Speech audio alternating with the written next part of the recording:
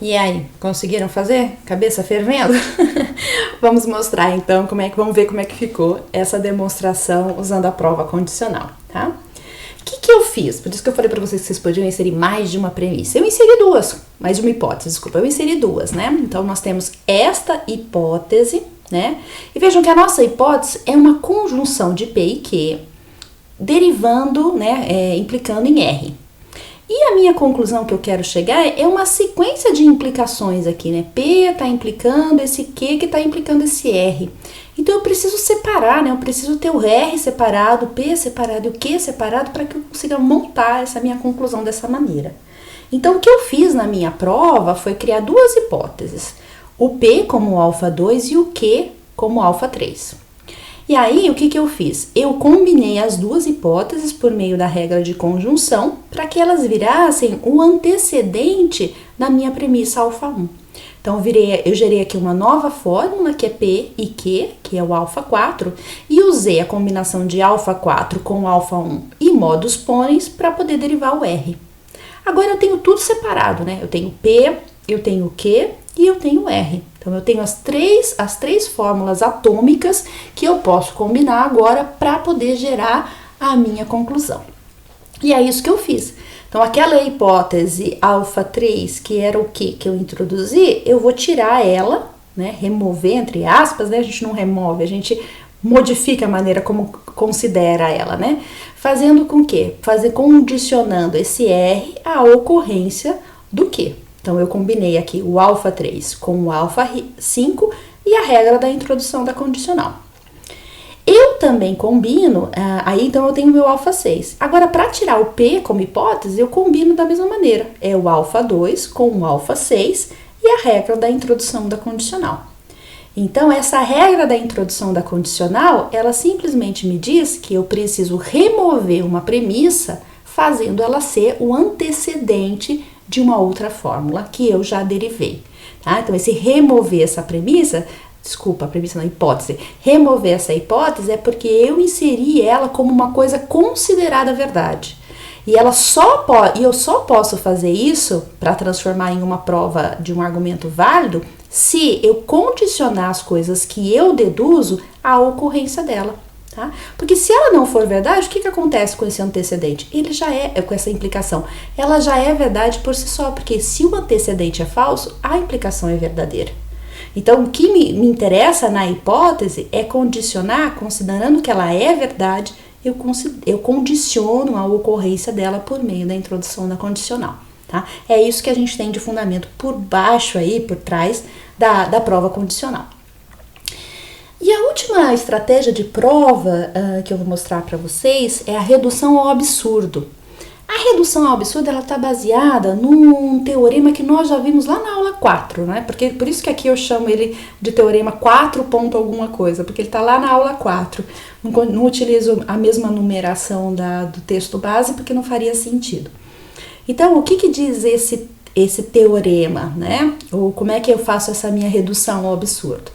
Eu considero que eu tenho um conjunto de fórmulas de beta 1 até a beta n, né, e uma fórmula alfa aqui, que é a conclusão.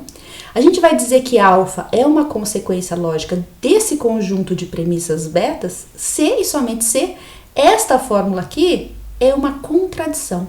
Ou seja, se eu combinar por meio de conjunção todas as minhas premissas e a negação da conclusão, isso tem que dar errado, porque não faz sentido. Se a conclusão deriva logicamente das premissas, porque ela é uma consequência lógica das premissas, eu combinar as premissas com a negação da conclusão, tem que dar pau, né? Como a gente diz, tem que dar uma contradição. Tá? Vamos ver como é que acontece isso então. Então, a gente usa essa ideia da redução ao absurdo, da prova por contradição, para gerar uma prova indireta. Tá? A gente chama de indireta porque ela já parte distorcendo um pouco o que a gente quer provar. Na prova direta, eu parto do conjunto de premissas e tento chegar na conclusão. Na prova indireta, eu parto do conjunto de premissas e da negação da conclusão. Suponho, né, tenho como hipótese que essa negação da conclusão é tão verdadeira quanto as minhas premissas, só que eu não posso fazer isso, né? Porque se o argumento é válido, isso vai dar problema, não é? Isso vai dar uma contradição. E aí, então, a gente fala que é uma prova indireta, tá? Então, dada a derivação aqui de uma contradição a partir de uma hipótese alfa, a gente pode descartar essa hipótese e inferir aí o contrário dela. Então, como é que a gente faz isso passo a passo? Primeira coisa, a conclusão que a gente deseja provar é negada e inserida como uma hipótese. Então, da mesma forma que eu fiz na prova condicional, eu teria uma hipótese aqui. Só que no nosso caso, da prova indireta, a hipótese é necessariamente a negação da conclusão. Aí eu busco derivar uma contradição, ou seja, uma coisa que... O que é uma contradição? É aquela fórmula que vai ser sempre falsa, não é? Então é um P e não P, isso é uma contradição, isso vai ser sempre falso. Então é isso que eu procuro na minha prova indireta, chegar a essa contradição, ou chegar a esse absurdo. Quando eu conseguir chegar a isso, eu vou ter então uma evidência de que a hipótese negada é falsa.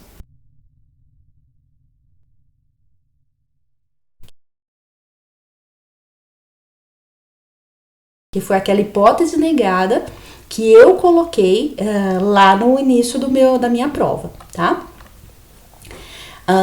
Se a contradição, então, for encontrada, a gente vai inferir que a conclusão segue nas minhas premissas, tá? Então, vamos demonstrar aqui esse meu argumento como válido usando a prova indireta. Então, aqui eu tenho um conjunto de premissas e eu tenho a conclusão que é o não P. Como que eu faço essa prova indireta, então? Eu vou partir do meu conjunto de premissas, como eu estava fazendo anteriormente, né? Então, eu tenho lá o meu conjunto de premissas. E agora, eu vou pegar esta conclusão e vou negá-la, né? Vou negar esta conclusão e vou utilizá-la como uma hipótese, ou seja, como se ela fosse tão verdadeira quanto qualquer uma das premissas. Negar o não P é ter P como hipótese. E agora eu vou trabalhar como se fosse uma prova direta, tá? Então, o que eu vou fazer? Eu vou olhar para essas minhas fórmulas e vou derivando coisas aqui, não é? Então, eu quero chegar num absurdo. Então, eu já olho para cá e já tô achando um absurdo aqui, né?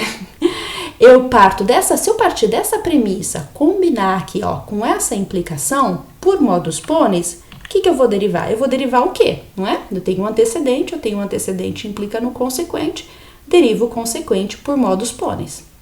Se eu combinar esse α4 com esse α2 por meio da regra de conjunção, que eu posso fazer isso, não é? As fórmulas que são derivadas e as premissas são verdadeiras separadamente, então posso combiná-las por meio de conjunção, que teoricamente isso é para dar uma verdade. Só que o que deu aqui foi um absurdo, né? Uma contradição, né? Nunca P e não Q vai ser verdadeiro, isso vai ser sempre falso. Quando eu chego nessa contradição, então eu posso deduzir o quê? Que aquela hipótese que eu coloquei é falsa, não é? Ou seja, a sua negação é que é verdade, tá? Então, eu consigo isso por meio da redução ao absurdo, tá? É isso que a gente fala, indica aqui que essa que é a fundamentação que eu estou usando para fazer a minha prova indireta, certo? O que é importante nessas duas últimas estratégias de provas que eu mostrei para vocês, que é a prova indireta e a prova condicional? Nenhuma ocorrência de uma fórmula derivada de uma hipótese pode ser usada em qualquer regra aplicada depois que você descartar a hipótese. Então, se você já removeu aquela hipótese, fazendo numa prova condicional, fazendo ela ser um antecedente de uma implicação, você não pode mais usar essa hipótese, tá? Se duas ou mais hipóteses estiverem ativas simultaneamente, então a ordem na qual elas são descartadas deve ser inversa à ordem que elas foram introduzidas, tá? No meu exemplo aqui da aula, elas foram usadas ao mesmo momento, não é verdade? Então dá a impressão de que elas não foram inseridas nem antes nem depois uma da outra. Mas se houvesse essa dependência, então você precisaria ter esse cuidado aí de retirar a hipótese, fazendo ela ser um antecedente de uma implicação, numa ordem inversa do que ela foi inserida. E uma prova não vai estar completa até que todas as suas hipóteses sejam descartadas. Você coloca uma hipótese como uma condição para que aquilo seja verdade. Você condiciona toda a sua prova àquela hipótese que você inseriu. E uma vez que você usa ela, então a prova está condicionada àquela hipótese. E ela precisa, então, ser, entre aspas, removida como uma condicional ou como uma redução ao absurdo, para que aí sim a sua prova seja finalizada. Senão a sua prova vai ficar dependente de coisas que não são necessariamente verdadeiras, tá? Então, como último exercício eu deixo aí para vocês tentarem, por redução ao absurdo, por prova indireta, demonstrar que esse argumento aí é válido, ok? Até a nossa próxima aula.